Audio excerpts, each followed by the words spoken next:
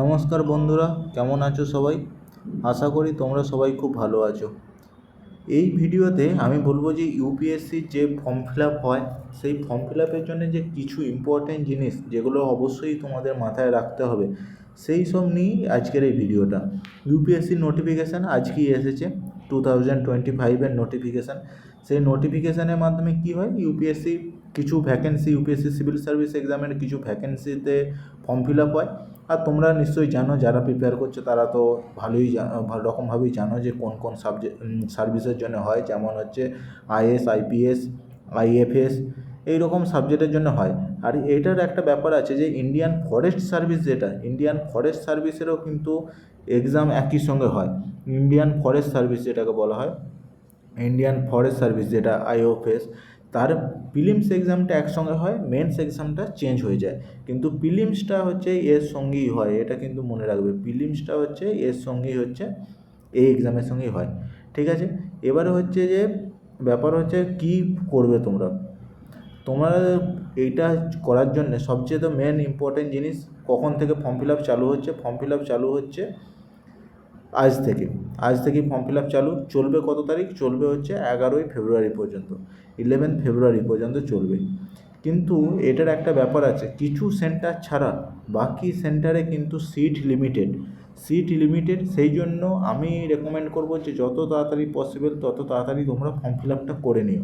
কারণ form fill up না হলে এমন হতে পারে যে তুমি অন্য কোনো সেন্টারের জন্য প্রিপেয়ার করছো, সেই সেন্টারে ফর্ম ফিল আপ যদি বাই চান্স না পেলে, তাহলে কিন্তু অনেক দূর যেতে হবে। ট্রাভেলিংয়ে একটা বহু রকমের একটা চিন্তা থেকে যায়। সেই জন্য ফর্ম ফিল আপটা যত তাড়াতাড়ি পারা তত তাড়াতাড়ি করে নিও। এবারে ফর্ম ফিল আপের জন্য ইম্পর্টেন্ট জিনিস কী আছে? ফর্ম ফিল আপের জন্য ইম্পর্টেন্ট জিনিস হচ্ছে, ইউপিএসসি ওয়েবসাইটে তুমি যাবে। ইউপিএসসি ওয়েবসাইটে যাওয়ার পরে কী হচ্ছে, এই যে লিঙ্কটা আছে এই লিঙ্কটাতে যাবে। লিঙ্কটাতে যে একটা ওয়ান টাইম রেজিস্ট্রেশন করতে হবে, ওয়ান টাইম রেজিস্ট্রেশন একটা করতে হবে। যদি তুমি প্রথমবার করছো তাহলেই তোমাকে এটা করতে হবে, এটা তোমার লাইফ টাইমের জন্য থাকবে। আর যদি তুমি আগে অ্যাপ্লাই করেছো তাহলে আর করার দরকার নেই। ওয়ান টাইম রেজিস্ট্রেশনটা কি? ওয়ান টাইম রেজিস্ট্রেশনটা যেমন হচ্ছে, তুমি ধরে নাও তোমার যে বেসিক ডিটেলস আছে, সেইগুলো নিয়ে হচ্ছে ওয়ান টাইম রেজিস্ট্রেশন। যেমন তোমার নাম, তোমার বাবার নাম, মায়ের নাম, এই সব যে বেসিক ডিটেলসগুলো আছে সেটা নিয়ে হচ্ছে ওয়ান টাইম রেজিস্ট্রেশন।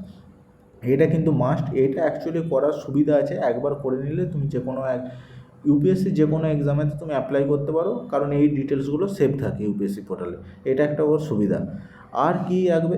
আর কিছু ইম্পর্টেন্ট জিনিস যেগুলো ওকে মনে রাখবে, যেগুলো হচ্ছে পরবর্তীকালে চেঞ্জ করা যায় না। এক হচ্ছে মিডিয়াম, এক্সামের মিডিয়াম। তুমি হয়তো শুনেছো যে শ্রুতি শর্মা ম্যাম ছিল 2021-এর টপার যে ছিল শ্রুতি শর্মা ম্যাম, তার কিন্তু প্রথম অ্যাটেম্পটে কী হয়েছিল, প্রথম অ্যাটেম্পটে সে মিডিয়ামকে উল্টো মানে অন্য চুজ করেছিল। তার অ্যাকচুয়ালি মিডিয়াম ছিল ইংলিশ, কিন্তু সে হিন্দি মিডিয়াম চুজ করেছিল। তার জন্য কিন্তু তার একটা বছর ল্যাপস গেছে। সেই জন্য মিডিয়ামটা কিন্তু খুব ভালো রকমভাবে চুজ করবে, কারণ মিডিয়াম পরবর্তীকালে চেঞ্জ করা যায় না। এটা একদম মনে রাখবে, মিডিয়াম কিন্তু পরবর্তীকালে চেঞ্জ করা যায় না। মিডিয়াম হয়ে গেল, এক হচ্ছে মিডিয়াম ছাড়া দুই হচ্ছে অপশনাল সাবজেক্টও কিন্তু পরবর্তীকালে চেঞ্জ করা যায় না। অপশনাল সাবজেক্টও পরবর্তীকালে চেঞ্জ করতে দেয় না, এটা একটা মনে রাখবে। মিডিয়াম, অপশনাল সাবজেক্ট আর সেন্টার এগুলো কিন্তু চেঞ্জ করতে দেয় না। এই তিনটে জিনিস তুমি কিন্তু খুবই ইম্পর্টেন্ট, মানে খুব ভালোভাবে ধীরে সুস্থে ভালো চিন্তা করে তুমি ভরবে, যেগুলো কিন্তু পরবর্তীকালে চেঞ্জেবল না। আর বাকি যে বেসিক ডিটেলসগুলো আছে, নাম, ঠিকানা, এগুলো তো চেঞ্জ করা যায় না। এইগুলো হচ্ছে মেন জিনিস। এক হচ্ছে সেন্টার, এক হচ্ছে তোমার মিডিয়াম, কোন মিডিয়ামে এক্সাম দেবে, আর দুই হচ্ছে অপশনাল। এই তিনটেকে কিন্তু চেঞ্জ করতে দেয় না পরবর্তী সময়ে, এটা কিন্তু বারবার মনে রাখবে তোমরা। ঠিক আছে, আর একটা ওটিআর যেটা ওয়ান টাইম রেজিস্ট্রেশন, সেটারও তুমি একবার মানে once in a lifetime, মানে একবার তুমি চেঞ্জ করার সুযোগ পাবে। সেটা আমি বলবো যে প্রথমবার যদি তুমি ওটিআর ফিল আপ করো, তাহলে তুমি চেষ্টা করো যাতে আর মানে পরবর্তীকালে চেঞ্জ না করতে হয়, কারণ একবারই চান্স পাওয়া যায়, সেই চান্সটা ভবিষ্যতের জন্য রেখে দেওয়াটাই বেটার। আর এবারে কবে পর্যন্ত ফর্ম ফিল আপ চলছে? ফর্ম ফিল আপ চলছে 11 ফেব্রুয়ারি পর্যন্ত, এটা মনে রাখবে। 11 ফেব্রুয়ারি পর্যন্ত ফর্ম ফিল আপ চলছে। আর ফর্ম ফিল আপের এরপর থেকে 7 দিন টাইম দেবে, 7 দিন টাইম দেবে। ফর্ম ফিল আপে কিছু যদি তোমার ভুল হয় সেটাকে মডিফিকেশান করার জন্য 7 দিন টাইম দেবে। কিন্তু এমনভাবে ফর্ম ফিল আপ করো যাতে সেখানে কোনো ভুল হওয়ার চান্সই না থাকে, সেরকমভাবে ধীরে সুস্থে ভালোভাবে ফর্মটা ফিল আপ করবে, বারবার বলছি। আর কি ইম্পর্টেন্ট জিনিস আছে? আর ইম্পর্টেন্ট জিনিস তো আর সেরকম কিছু ইম্পর্টেন্ট জিনিস না, আর যেগুলো বেসিক থাকে। আর ইম্পর্টেন্ট জিনিস এখানে আছে এই যে ফটোর ক্ষেত্রে পিকচার যেটা হবে, পিকচার কিন্তু 10 দিনের বেশি পুরনো হওয়া চলবে না। তার পিকচারের সঙ্গে ক্যান্ডিডেটের নাম আর ডেট এটা মেনশন থাকতে হবে। আর পিকচারটা 3/4 পার্ট কিন্তু মানে ওই যে মুখের ছবি থাকতে হবে। একটা যদি পিকচার হয়, এইখানে তোমার নাম ডেট হয়ে গেল, আর এইখানে 3/4 পার্ট এটা তোমার ফেসের ছবি থাকতে হবে, ঠিক আছে? আর ফেসের ছবিতে তুমি সেটা মনে রাখবে যেন ফেসের ছবিতে তোমার কানগুলোও যেন দেখা যায়, সেরকমভাবে তুমি ছবিটা তুলবে, ঠিক আছে? এটা কিন্তু খুবই ইম্পর্টেন্ট। ছবিতে যদি ডেট আর নাম না থাকে তাহলে কিন্তু ক্যান্সেল হওয়ার চান্স থাকে। যদিও ইউপিএসসি এরকম করে না, কিন্তু তুমি কোনো রিস্ক নেবে না। ইউপিএসসি ক্যান্সেল করলেও তোমার কিছু বলার থাকবে না। সেই জন্যই বারবার বলছি, এইটা ফটোগ্রাফটা কিন্তু খুবই ইম্পর্টেন্ট। 10 দিনের বেশি পুরোনোটা অত ম্যাটার করে না, ম্যাটার করে এই যে নেম অফ দি ক্যান্ডিডেট আর ডেট, এটা সবচেয়ে বেশি ম্যাটার করে। এইটা কারণ এই ফটো দেখেই তোমাকে কিন্তু যেমন ফটোতে তুমি থাকবে, যদি তুমি ফটোতে চশমা পরো তাহলে তোমাকে এক্সাম হলেতে চশমা পরেই যেতে হবে, সেটা কিন্তু বারবার তুমি মনে রাখবে। এক্সাম হলে সেটাই যেতে হবে। আর কি, আর একটা তোমার দিতে হয়, আইডেন্টিটি কার্ড নিতে হয়, আইডেন্টিটি কার্ডের নাম্বার দিতে হয়। আর সেই আইডেন্টিটি কার্ডের নাম্বারটাই কিন্তু এক্সাম হলেতে নিয়ে যেতে হয়। তুমি যদি মনে করো ভোটার কার্ডের নাম্বার দিয়ে দিলে আর তুমি প্যান কার্ড নিয়ে গেলে, তাহলে কিন্তু হবে না। ভোটার কার্ডের নাম্বার দিলে তোমাকে ভোটার কার্ডই নিয়ে যেতে হবে, এটা কিন্তু যেন মনে থাকে, নাহলে কিন্তু অ্যালাউ করবে না এক্সামেতে, ঠিক আছে? আর এবছরে এক্সামেতে থেকে খুব একটু টাফ হবে, কারণ এই চেকিং ব্যাপারগুলো টাফ হবে, কারণ ওই ইউপিএসসির ওপরেই আগেই একটা বদনাম লেগে গেছে। সেই জন্য ইউপিএসসি চাইবে একটু টাফ করার ব্যাপারটা, ঠিক আছে? আর কি আছে? আর যেটা আছে এক্সাম হলে যেটা বেশি ম্যান্ডেটারি রুল, ওই 1 সপ্তাহ আগেতে তুমি ধরে নাও 1 সপ্তাহ 3-4 দিন আগেতে তোমার অ্যাডমিট কার্ড দেবে। আর কি হবে, অ্যাডমিট কার্ড দেওয়ার সঙ্গে কি হচ্ছে, 30 মিনিট আগে, মিনিমাম 30 মিনিট আগে তোমাকে সেন্টারেতে ভেন্যু যেটা হবে জায়গা, সেখানে তোমাকে পৌঁছাতে হবে। আর এবারে আশা মতোই যে সিটের সংখ্যা কিছু কমেছে, 979 সিট আছে। কারণ সিট সংখ্যা কমার কারণ আছে, কারণ এর আগের বারে কী হয়েছিল, এর আগের বারেতে যেটা ছিল রেলওয়ের টেকনিক্যাল সার্ভিস আর এমনি জেনারেল সার্ভিস কিন্তু ম্যাচ ছিল, যেটাকে পুরোপুরি বলা হতো আইআরএমএস। কিন্তু এবারেতে এটাকে আলাদা আলাদা করেছে, একটা ট্রাফিকের করেছে, একটা পার্সোনাল করেছে, একটা অ্যাকাউন্ট করেছে, আগে যেমন ছিল সেরকমই করেছে। আর বাকি সেই জন্যে কিছুটা সিট সংখ্যা কম হয়েছে, নাহলে তো বাকি নর্মাল সিটই আছে। আর এই এতগুলো এক্সামের প্রিফারেন্স আছে, এগুলো তো পরের কথা, এগুলো তো তুমি যখন প্রিলিমস পাস করবে, মেন্স পাস করবে, তার পরের কথা। কিন্তু সিট সংখ্যা কিছু কমেছে, কারণ হচ্ছে ওই আরএমএসের যেটা ওইটা ওই ডিমার্জ হয়েছে, সেই জন্য টেকনিক্যালটা আলাদা হয়ে গেছে, সেই জন্য সিট সংখ্যাটা কমেছে, নাহলে আর বাকি কিছু ব্যাপার না। এবারে হচ্ছে এক্সাম সেন্টার কোথায় তুমি দেখবে। এক্সাম সেন্টার এগুলো আছে, যদি তুমি পার্টিকুলার ওয়েস্ট বেঙ্গলে বলো, ওয়েস্ট বেঙ্গলে 2টো এক্সাম সেন্টার আছে, একটা আছে শিলিগুড়ি আর একটা আছে কলকাতা। এই যে একটা আছে কলকাতা, ঠিক আছে? এর মধ্যে কলকাতার কোনো লিমিটেশান নেই, তুমি যত পর্যন্ত দিতে পারো। আর শিলিগুড়ির ক্ষেত্রে কিন্তু লিমিটেশান আছে, তাই যদি তুমি শিলিগুড়ির ক্ষেত্রে ফর্ম ফিল আপ করো, তাহলে চেষ্টা করবে তুমি তাড়াতাড়ি ফর্ম ফিল আপ করার। আর মেন্সের সিট তো আমাদের প্রতিটা রাজ্যের রাজধানীতে দেয়, তার জন্য কলকাতাতেও একটা আছে, ঠিক আছে? আর দেখো এইখানটাতে একদম পুরোপুরি বলে দিয়েছে, ফার্স্ট অ্যাপ্লাই ফার্স্ট অ্যালটের ব্যাপারে হবে, শুধুমাত্র এই চেন্নাই, দিসপুর, কলকাতা, নাগপুর ছাড়া বাকি সব কিছুতে কিন্তু সিট সংখ্যা লিমিটেড থাকে। তাই আমি বলবো তাড়াতাড়ি ফর্মটা ফিল আপ করবে, আর ফর্মটাকে লেট করো না, কারণ বাই চান্স যদি এক্সামের সেন্টার চেঞ্জ হয়ে যায় তাহলে কিন্তু তোমাকে অনেক ভুগতে হবে। আর বাকি যেমন ছিল সেরকমই আছে, কোনো আর কিছু চেঞ্জ হয় না। প্রিলিমস যেমন হবে, অবজেক্টিভ টাইপস, মেন ইন্টারভিউ, এগুলো সব কিছুই সিমিলার আছে। আর বাকি অন্য কোনো কিছু চেঞ্জের কিছু সেরকম কিছু করে না, ঠিক আছে? আর বাকি এজ লিমিট তো তুমি জানোই, এজ লিমিট যেটা আছে 21 বছর থেকে 32 বছর জেনারেলের ক্ষেত্রে। এর মধ্যে হচ্ছে 6টা অ্যাটেম্প্ট পাবে। এবার তোমার মনে হতে পারে যে অ্যাটেম্প্ট কাকে বলে।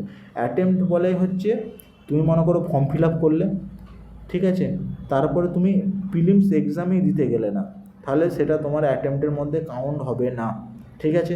আর তুমি মনে করো ফর্ম ফিল আপ করলে, যে তুমি পেপার 1 দিলে, যে পেপার 1 পেপারটা দিলে, দিয়ে তুমি ঘর চলে এলে, তাহলে কিন্তু তোমার একটা কাউন্ট মানে একটা অ্যাটেম্পট সেটা কাউন্ট হবে, ঠিক আছে। এবার তুমি ধরো ফর্ম ফিল আপ করলে, এবার তুমি এক্সাম হলে গেলে আর তুমি কিছু চোর চারটে মানে তোমাকে এক্সাম হল থেকে ডিসকোয়ালিফাই করে দিল, যে কোনো কারণে হতে পারে, তাহলেও কিন্তু তোমার সেই অ্যাটেম্পটটা কাউন্ট হবে, এটা মনে রাখবে। তুমি ফর্ম ফিল আপ করলে কিন্তু এক্সাম দিতেই গেলে না, তাহলে কিন্তু অ্যাটেম্পট কাউন্ট হবে না, এটা মনে রাখবে। এটা হচ্ছে জেনারেলদের ক্ষেত্রে 6টা অ্যাটেম্পট, ওবিসিদের ক্ষেত্রে আরও 3টে বেশি দেয়, আর এইখানে আছে অ্যাটেম্পটের এটা আরও 3টে বেশি দেয়। আর এসসি এসটিদের ক্ষেত্রে তো আনলিমিটেড, এই যে ওবিসির ক্ষেত্রে 9টা, এসসি এসটির ক্ষেত্রে আনলিমিটেড। আনলিমিটেড মানে ওই বয়সটার মধ্যে যত দিতে পারবে, বয়সের লিমিট একটা আছে, বয়সের লিমিটের মধ্যে যত খুশি দিতে পারবে। আর জেনারেলদের ক্ষেত্রে 6টা অ্যাটেম্পট, এটা কিন্তু 32 বছর আর 6টা অ্যাটেম্পট, এটা কিন্তু বারবার মনে রাখবে, ঠিক আছে। অ্যাটেম্পট যদি তোমার প্রিপারেশান মনে হয় যে ঠিকঠাক হচ্ছে না, তাহলে কিন্তু এক্সাম দিতে যেও না, কারণ তুমি এক্সাম হলে যদি পৌঁছে যাও তাহলেই কিন্তু তোমার অ্যাটেম্পট হবে। এবারে তোমার মনে হতে পারে যে মানে কি ফিজিক্যাল ক্রাইটেরিয়া, সেসব ফিজিক্যাল ক্রাইটেরিয়া নিয়ে তোমাকে কিছু ভাবতে হবে না। সেটা ফিজিক্যাল ক্রাইটেরিয়া তুমি যখন মেন্স ইন্টারভিউ দিয়ে যখন ফিজিক্যালি চেক হবে, তখন ইউপিএসসি তোমাকে সেই দায়িত্বটা নেবে যে তোমার অ্যাকচুয়াল যে শরীরের স্ট্রাকচার বা শরীরের যে তোমার যে মানে ফিজিক্যালি গঠন আছে, সেই হিসাবে তুমি কোন কোন সার্ভিসের জন্য এলিজিবল সেটা ইউপিএসসি ডিসাইড করে দেবে, তোমাকে সেই নিয়ে ভাবতে হবে না। কারণ এখন তোমাকে মেন উদ্দেশ্য হচ্ছে তোমাকে ভালোভাবে প্রিলিমস দেওয়া, ঠিক আছে। ফিজিক্যাল নিয়ে অত কিছু ভাবার দরকার নেই। আর অ্যাপ্লিকেশান ফর্মকে মডিফাই করতে একদিন 7 দিনের জন্য টাইম দেবে, কিন্তু তুমি সেই টাইমের জন্য ওয়েট করো না। টাইমের মানে এমনভাবে ফর্ম ফিল আপ করো যাতে তোমার ভুল না হয়, ঠিক আছে। আর বাকি তো সিমিলার আছে। তাহলে মেন জিনিস কী হলো, মেন হচ্ছে ফর্ম ফিল আপ চালু হয়ে গেছে আজ থেকে। আর ফর্ম ফিল আপ হচ্ছে লাস্ট ডেট হচ্ছে 11 ফেব্রুয়ারি, 11 ফেব্রুয়ারি লাস্ট ডেট। পরীক্ষা হবে তোমার ওই 25 যেটা মে আছে, মেতে যে সানডেটা পড়বে সেই সানডেতে পরীক্ষা হবে। এটা পরীক্ষাটা হচ্ছে এটা সিএসসি আর প্লাস হচ্ছে ওই আইএফএস মানে ইন্ডিয়ান ফরেস্ট সার্ভিস যেটা, সেটা একসঙ্গে পরীক্ষাটা হয়, প্রিলিমসটা একসঙ্গে হয়, কিন্তু মেন্সটা হচ্ছে আলাদা আলাদা হবে।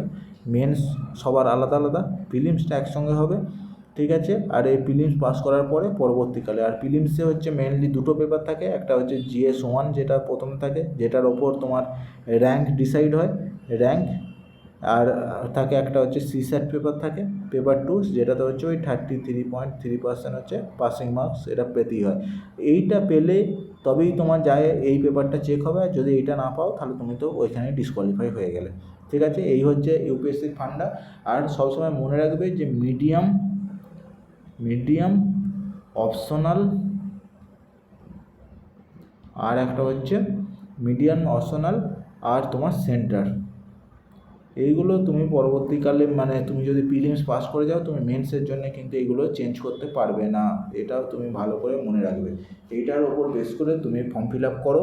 ফর্ম ফিল আপের জন্য তুমি ইউপিএসসি ওয়েবসাইটে যাও, ইউপিএসসি ওয়েবসাইটে যে একটা OTR ফিল আপ করতে হবে যদি তুমি ফার্স্ট টাইমার হও, আর যদি ফার্স্ট টাইমার না হও, আগেও যদি করেছো, তাহলে এখান থেকে ডাইরেক্টলি করতে পারবে।